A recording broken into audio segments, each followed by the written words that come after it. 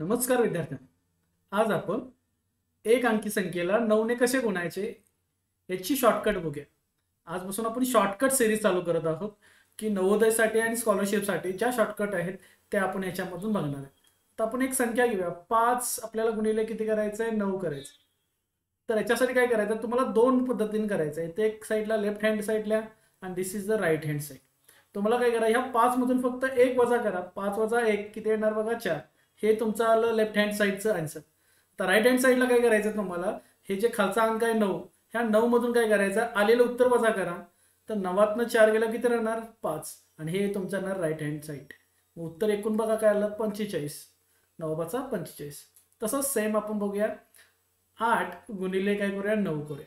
तर तुम्हाला मी सांगितले दोन अंक, एक लेफ्ट हँड राईट साईड, दुसरा आहे right hand side. Left hand साईडला काय करायचं, 8मधून 1 घालवा, किती येणार, 7। मग आलेलं उत्तर काय करायचं, राईट हँड साईडमधून 9 वजा 7 किती येणार, 2। 9 8 72। तुम्ही करून बघा 6 गुणिले 9 बघा तुम्हाला। थँक्यू।